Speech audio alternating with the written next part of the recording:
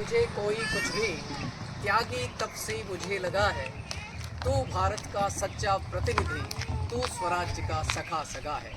आज का यह रंग भूमि पुत्रों के नाम, तो देखिए अन्नदाताओं के नाम समर्पित आज का हमारा यह सतरंगी सफलताओं का रंग। दर्शकों नमस्कार। सतरंगी सफलताओं का सफर तय करते हुए हम विविध रंगों के साथ आपका ये पूरी तरह से सफलताओं का दौरा पूरा करते हुए आप पहुंचे हैं खुशहाली के हरे और समृद्धि के पीले रंग की तरफ। एक बार फिर हमारे साथ हैं विश्लेषक, जाने माने समालोचक और खबरों के खरेपन का खजाना दीपक भारत जी श्रीमान।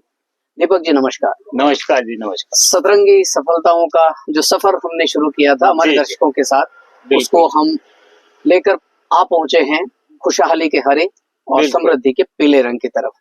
आज हमारे दर्शकों को ये बताने का कष्ट करें कि प्रधानमंत्री नरेंद्र मोदी ने जब सत्ता संभाली थी तो उनकी सर्वोच्च प्राथमिकताओं में था किसानों की आय दोगुनी करना, और इधर बांसवाड़ा में मक्का प्रोसेसिंग यूनिट, मक्का यानी कि बांसवाड़ा में महुआ, मार्बल, माही और मक्का, ये चार स्तंभ हैं। तो इस मक्का के लिए यहाँ प्रोसेसिंग यूनिट स्थापित होने की प्रक्रिया कवायद शुरू हो गई है।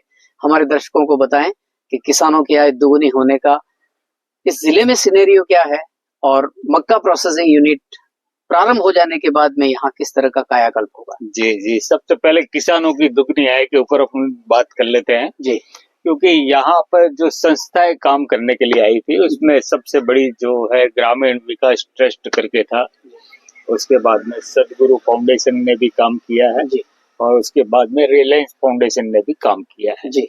इसका प्रभाव ये रहा कि लगभग जिले के सबका मिला के देख ले तो 20-25 हजार है जिन्होंने किसान ऐसे हैं जिन्होंने वाड़ी स्थापित की है जी।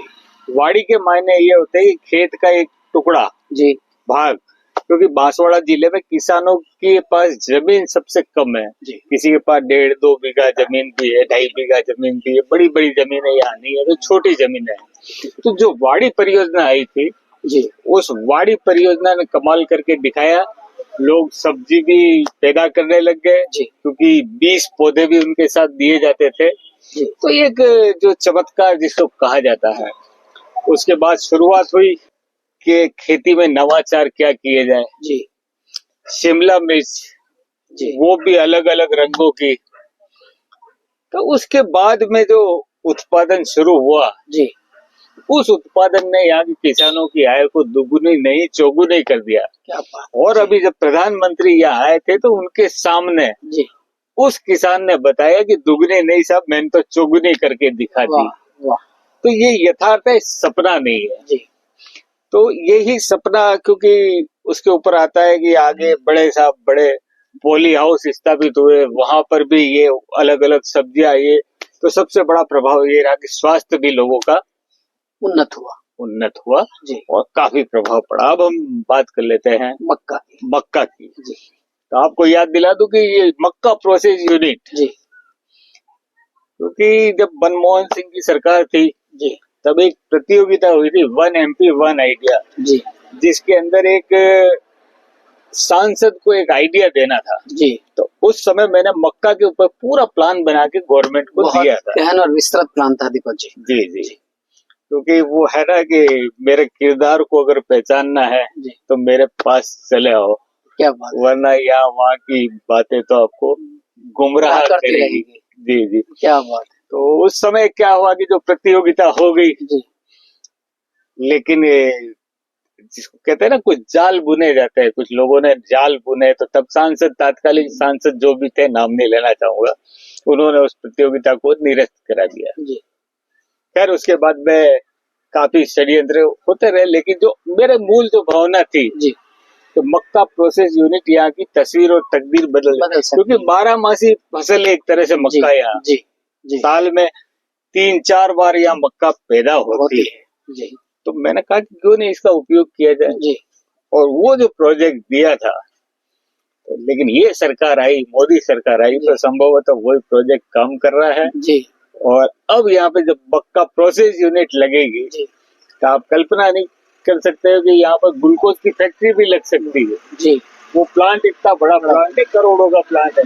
ऑयल तो आपको मिलेगा ही मिलेगा, स्टार्च भी मिलेगा, कई तरह के उत्पाद आपको मिलेंगे। वर्तमान में जो हमारे जिले की मक्का चली जाती है, गुजरात से भेज दी जाती है, लोग खरीद लिए जाते हैं, लेकिन उसके ऊपर अंकुश लग जाएगा और हमारा उत्पाद जो आप हरे से लेके पीले पे है, तो ये जो हमारे जो बस्तियां हैं, छोटी छोटी बस्तियां हैं, ये छोटी बस्तियां नहीं रहेगी, क्योंकि एक तरफ तो उजाला आ ही रहा है, लेकिन लोगों के चेहरों पर रंगत भी ये मक्का लाएगी। और जो पुराना समय था, लोग मक्की के 2 रोटले बनाते थे, रोटले बड़े बड़े होते थे, वो रोटले लेके यहाँ से रतलाम तक का सफर करते थे, डूंगरपुर पढ़ाई करने के लिए जाते थे, तो वो रोटले लेकर जाते थे, क्योंकि उस मक्की के अंदर वो सारे तत्व मौजूद थे। वो पानी की कमी पूर्ति भी कर देती, प्यास ज्यादा लगा थी लेकिन पानी की भी पूर्ति कर देती। तो मक्की की वो ताकत थी, तो वही ताकत अब हमारे जिले में सुनहरा इतिहास रचने वाली है।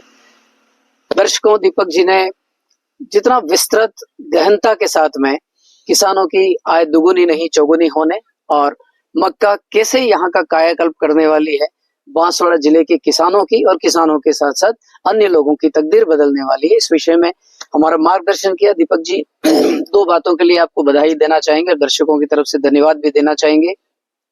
मक्का प्रोसेसिंग यूनिट का की जो कवायद हुई है, निस्संदेह आपका जो प्रोजेक्ट था, उस प्रोजेक्ट को मैंने भी पढ़ा है, अक्षरशः उस पर चलते हुए ये प्रोसेसिंग हो रही है।